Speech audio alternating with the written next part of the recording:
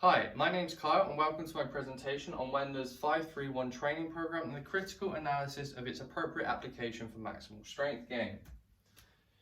Jim Wendler in 2009 created this program as a holistic alternative approach to combat the difficult, complicated and confusing natures of strength training programs that existed at the time, such as Westside Barbell. It was aimed at anyone to be able to use to increase overall strength conditioning as well as maximal strength, and it was created using four major compound lifts: strict press, deadlift, bench press and back squat. And it was designed to increase strength over a long period of time, decreasing the risk of injury and decreasing the likelihood of a plateau or stall. We're just going to take a quick look at the program. The program itself, or the foundations of the program, are here. It's a 4-week mesocycle containing four 1-weekly microcycles. There are several variations that exist since then, but we're going to focus on this as they all are built on this foundation. As I said, it's 4 1-weekly microcycles. It's 3 working weeks and 1 deload week. Each week you go into the gym and you attempt each movement one movement per day to try and hit these percentages, and then on the final set you always go for as many reps as possible, aiming to hit a minimum of 5, 3 or 1 depending on what week you're on. You then try to hit that personal best repetition amount for that weight, so 7 at 85, 9 at 100, whatever it is that you try to do. And then you continue through to week 4, you go through the deload, and then you increase your lifts by 10 pounds per lower body movement and 5 pounds per upper body movement.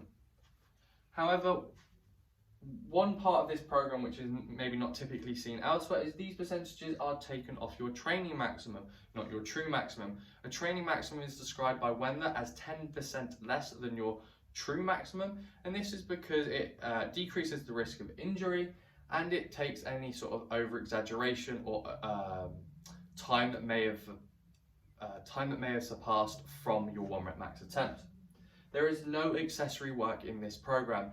Later on, Wendler does offer 2 different sort of potential accessory works, but it's basically still using the same lifts repeated, just at a slightly different weight and rep set. In order to see whether this is an appropriate program for training, it needs to be compared to the basic training principles: specificity, variation, and overload. We're going to start by comparing it to overload. Overload is the stimulation of a muscle that it causes adaptations physiologically, physically, or neuromuscularly to occur. There are different ways that you can overload a muscle, one being load. Load is weight, or in this case, load is weight, and this program does continue to increase the load from week to week and mesocycle to mesocycle until you hit that stall or you can't go any higher. If that ever happens, all you do, according to Wendler, is you take your new training maximum based off your repetition maximums or your estimated 1 rep max, and you reevaluate and you go again. So this is a way that he says you can never truly stall, because you can continue increasing the load. If that hits a point, you restart and you continue increasing the load. It's a very linear progressive load increase. However, being that it is a training maximum, it does call this into question, whether the load is appropriate. Volume is another way you can do it, especially on the as many reps as possible sets, where you increase the load continuously until the fact that you continue to push that weight for as many reps as possible. That will also increase the volume. There are 2 other ways to do this, to increase overload. Exercise frequency, so to do the exercise more often, Wendler states that you should only ever be hitting 1 lift per week, or 1 of that lift per week. So 4 different sessions, one different target per session. So therefore it's a set schedule and he never increases frequency, and he states you should never try to. Duration of session here isn't really relevant because, as said, it's just a set 1 movement. Try to hit 3 working sets and you're done for the day. Quite basic. As stated, there is a case of load versus the training maximum versus true maximum to see whether this is appropriate. The training maximum taken at 10% means that the actual percentage you're lifting compared to your true maximum is slightly off. Here you have week mesocycle 1 and mesocycle 5. So this is week 1 to 4 and that's week 16 to 20. As you can see, re-evaluating those percentages to your true maximum, you can see that you're lifting 85.5%, and you don't lift above 95% until you hit block 5, which is week 19. So that's 18 weeks until you hit a 95%. This is important because Plisk and Stone, when researching periodization of training, they found that if you hit at 95% to 100% for 15 to 25 reps, you will elicit maximum strength adaptations. And you can go as low as 80 to 90% as long as you're hitting 35 to 85 repetitions. Although a big range, it does depend on the movement. As you can see here, you only just about hit 85% in your first block, and you only hit 81% as well. So that's only two sets in the whole block that are above that 80%. This calls into question whether this is an appropriate program already, and we haven't even looked at whether there are the other training principles. The next one is specificity.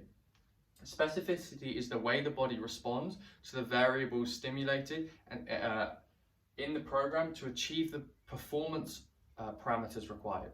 So does this meet your individual goals? The lower rep ranges are a principle that will elicit strength gains. However, again, the training maximum versus true maximum that we've just seen in overload does call the specific nature of this program into achieving what it says it's meant to. The program is aimed at full body strength, which using all 4 lifts it does achieve, or theoretically does achieve. And you can see the mechanical specificity of the program. However, Martorelli found that pushing a muscle to failure in something like an as many reps as possible set is not an appropriate stimulus to increase any adaptation in strength, endurance, or hypertrophy, and can negatively affect neuromuscular adaptations, leading to injury or plateaus. The last one is variation.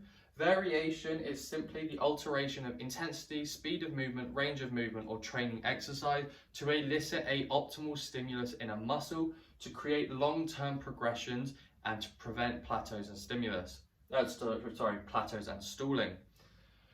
Wendler's system offers very little exercise variation. He only goes through load variation in those mesocycles as you get heavier. This can be seen as a potential major negative effect of the program, as the fact that you can get overuse injuries, and it can also be considered quite boring.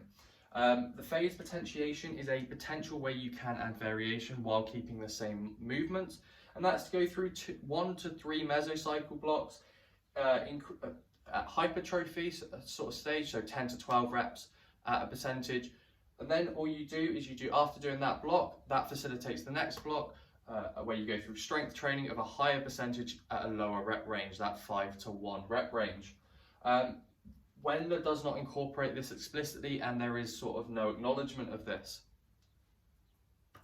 There is also the question of fatigue. Although not a basic training principle, it is still considered important. With fatigue, you do typically see symptoms of stiffness or delayed onset muscle soreness, and this is considered obviously a limitation to training. Typically, it's accepted for every 3 blocks you should have 1 block of rest, whether that be 3 months to 1 month or 3 days to 1 day. Here you can see that it's 3 working weeks and 1 week of deload. This is an appropriate deloading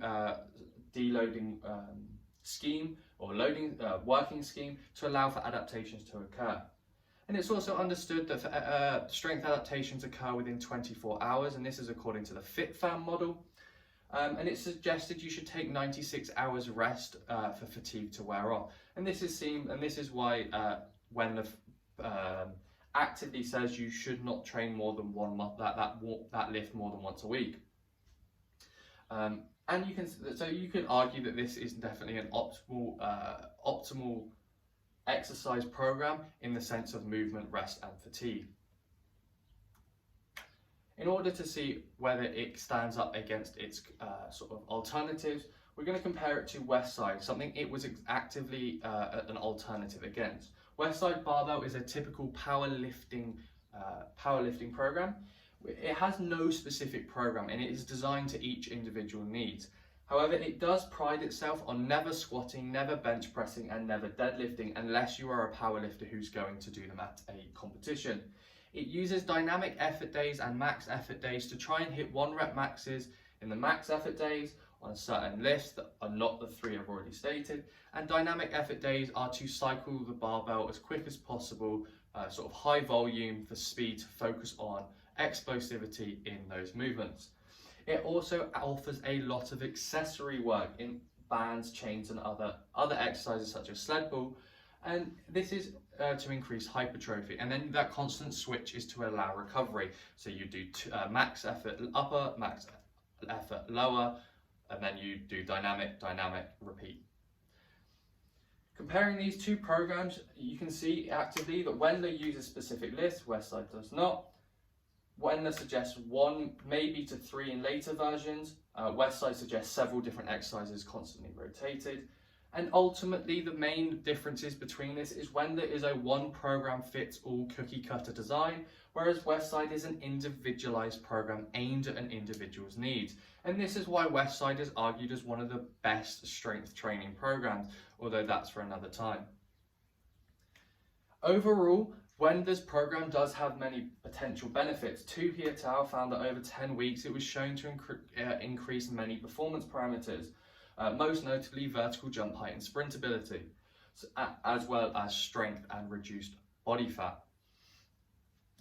It does prove to increase strength, but whether this is an optimal design for maximal strength gain, it would clearly be argued not on just overload alone, and maybe variation. This program could do a lot of good if combined with other things, maybe such as a variation of accessory exercises.